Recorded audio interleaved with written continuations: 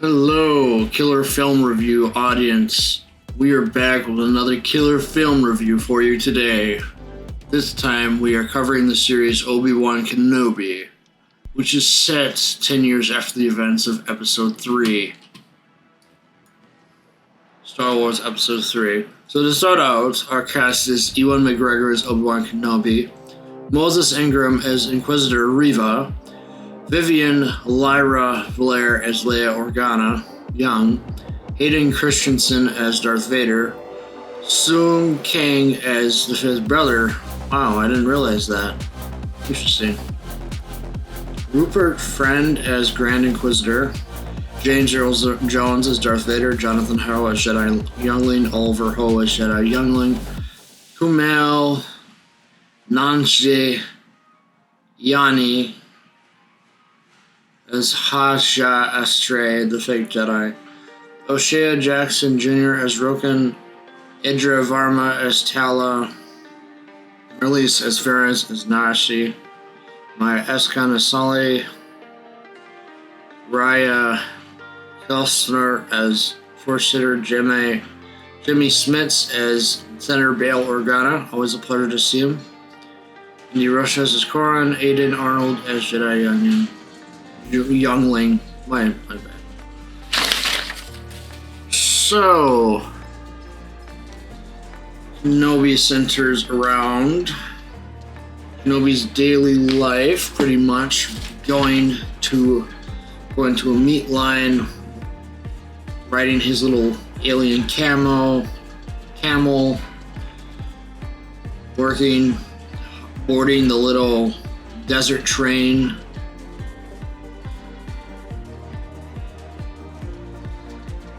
Eventually, by episode 2, you have a rogue Jedi show up on Tatooine,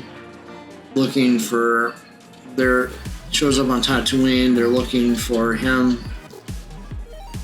The fifth sister, the third sister, and the fifth brother. I said that right? Yeah. They're all there. Obi-Wan wants to give Luke a starfighter toy. Owen refuses to let Obi-Wan see Luke, and then there's a confrontation between Reva and Owen. Reva ends up cutting the arm off some old lady. You see Princess Leia at a young age on Alderaan, which is a little sad when you think about it, because when we look at film, we're too used to seeing Alderaan destroyed and not actually as a planet. It really just shows her at a young age, just kind of her relationship with her mother and father, Bail Organa and his wife. And she has a droid named Lola that basically she plays around with in the forest. Episode 2 has Leia get kidnapped by some smugglers, which were hired by Reva, which you find out a little later on, of course, but yeah. And Obi-Wan basically is contacted by Bail Organa to go get Leia back from Reva, pretty much. We have a giant space Odyssey-like adventure, kind of like in this. You have Obi-Wan eventually tracking down Leia after he's scared to come out of hiding after seeing what happened to Rogue Jedi. Rogue Jedi basically got killed by Reva, fifth brother, fourth sister. Fifth sister or fourth sister? It's so hard to keep up with these names. Fourth sister, is Reva's third sister. Honestly, makes me wonder what happened to 1, 2, and 3. It's probably answered in the comics, knowing Star Wars. Star Wars usually has everything covered, whether it be in comics or not. You have basically Obi-Wan trying to get Leia's trust, and around episode 2 or 3-ish, they end up going to some small city off-world. Eventually hop on a cargo freighter, and they end up on another small planet where they make where they meet where Obi-Wan sees Luke basically, and kind of on the way to the planet. You know, Obi-Wan remembers Reva's line saying Anakin Skywalker is alive. Obi-Wan sees Anakin basically getting his suit on and stuff, or we see it as an audience. Obviously, it's Hayden Christensen in the suit this time around. As Prowse has, I think Prowse is still alive, but it's not really his thing to do that anymore. He's kind of got like a tattered relationship with Lucasfilm anyways, over giving away spoilers to one of the films. Oh, let me think. So once they reach this desert planet, pretty much Leia and Obi-Wan see like a bunch of stormtroopers. They see eventually run into this transport driver for the stormtroopers. They don't know that at first. They make up a cover story. Obi-Wan basically tells Leia a little bit about her true parentage, just a little bit. Kind of tells her little bits and pieces as they go on.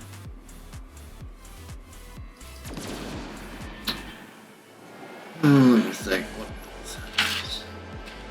Eventually, there is a battle on this small planet where Darth Vader is pursuing them, and he's basically he hears about Obi-Wan being alive, so he go get him, and Darth Vader just goes up and slaughters a bunch of civilians, pretty much. Loses his anger out on him. Reva is pursuing Leia, pursuing Obi-Wan and Leia, to say the least. Not much else. There's a whole battle. Tara basically flees with him as well.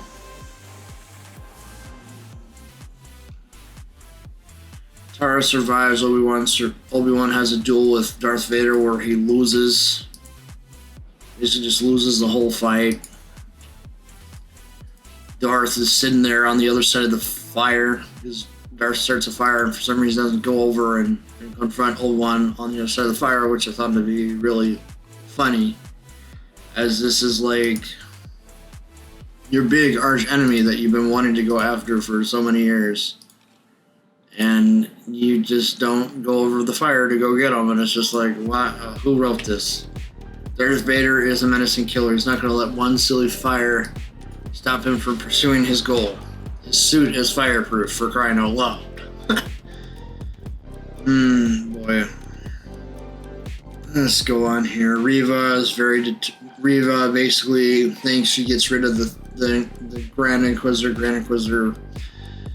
For those that have obviously seen Rebels, you know, not the case that he's still alive. Obviously, for those that haven't seen it, sorry about the spoiler. We're already a week after the series came out. Oh, boy. Leia and Obi-Wan basically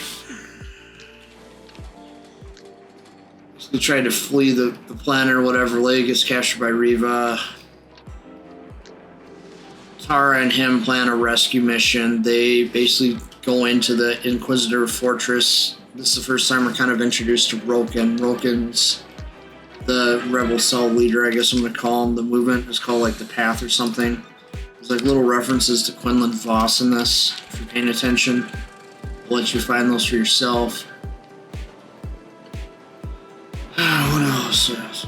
Basically, Obi-Wan has to go like underwater to go get into this place. Tara is impersonating the Imperial Guard like she was earlier when she got rid of all the stormtroopers that were stopping Obi-Wan and Leia from crossing the checkpoint. They eventually there's some disturbing scenes, obviously, of Leia getting tortured and stuff, which uncomfortable to watch, of course. But yeah. But yeah, they basically try to get information on Leia. They basically set Leia up to fall down some little shaft or whatever, some little mine shaft. They don't succeed, of course. Obi-Wan saves her last minute after he enters through some sort of tomb-like structure. I'm gonna call it like a tomb because they basically for some strange reason keep all the old Jedi that they got rid of stored down beneath their facility for some silly reason. I guess it's a callback to Rebels when they found the old Jedi Master. What was it? Luminara? I want to say it was Luminara that they found in Rebels. All in like a similar structure. So if you've seen that episode where they have Luminara, you pretty much get what's happening there. There is they basically, after they rescue Leia, they go back to the main Rebel base. I'm gonna call it to the past, the main base. Reva obviously gets her first, tries to sit there and go after Kenobi. She's so determined to get him, so determined to take him out for Vader to get his approval. Because she had like a meeting with Vader before promoting her to Grand Inquisitor. All kind of goes there. You spend a whole entire episode basically focusing on that whole struggle before you finally get to the final confrontation. Tara ends up taking herself out to take out a bunch of the invading stormtroopers because they're all trying to get in the ship and get away. You find out that that's how Leia gets her blaster holder. She uses in the future, obviously in the New Hope, which is later on down the line.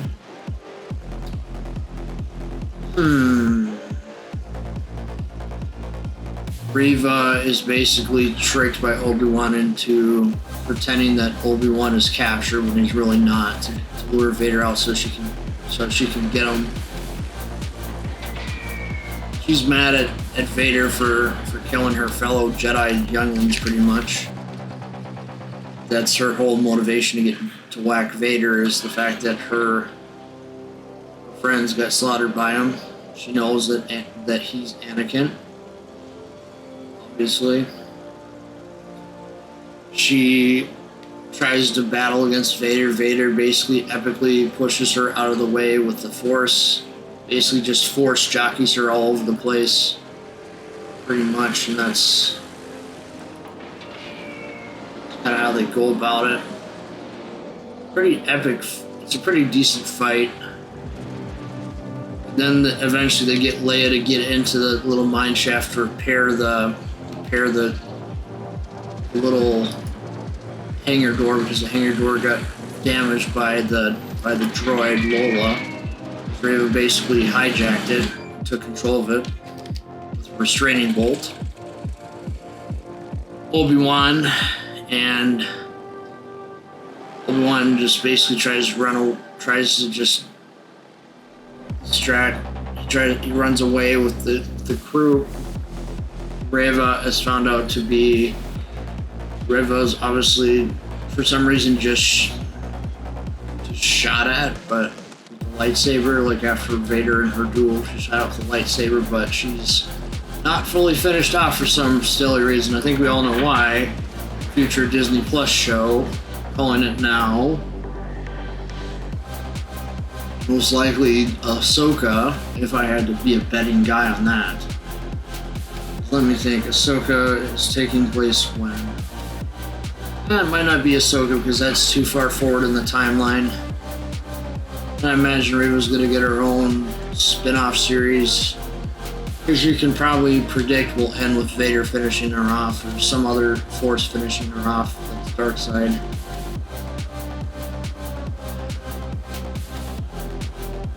They basically are successful getting off world, but their hyperdrive is damaged according to Roken. Obi-Wan and Leia basically have a long lengthy talk about how he has to go and do the right thing, yada yada. Leia eventually understands when Rosh, the fake Jedi, basically tells her this stuff because it's better time to tell them all.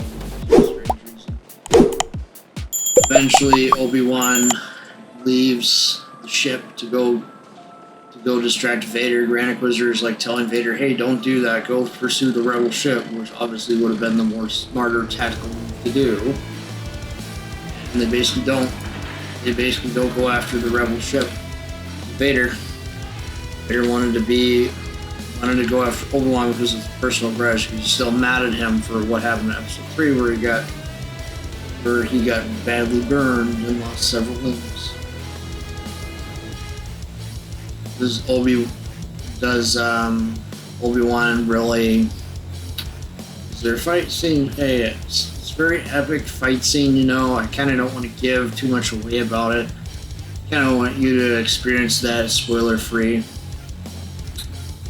Obviously, there's emotional scenes all around at the ending. You know, people. Obviously, you know, Leia's going to get back to safety. You know, the main Star Wars stories, they pretty much obviously can't have certain characters kill off. Obviously, the timeline would be drastically different.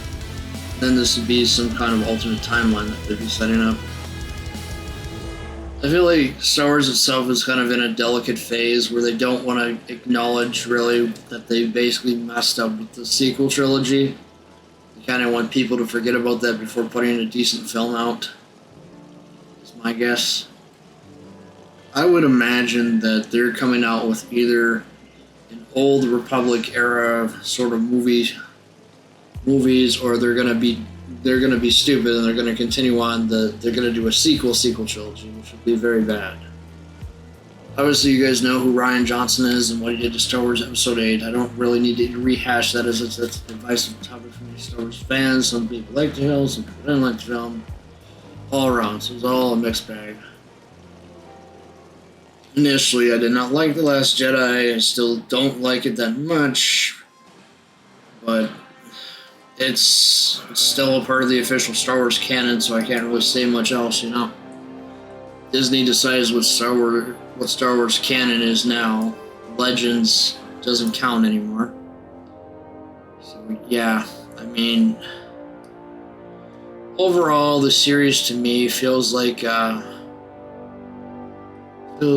of like a 10 out of 10. Yeah. Oh boy. Little dry throat here. It feels like a 10 out of 10 to me.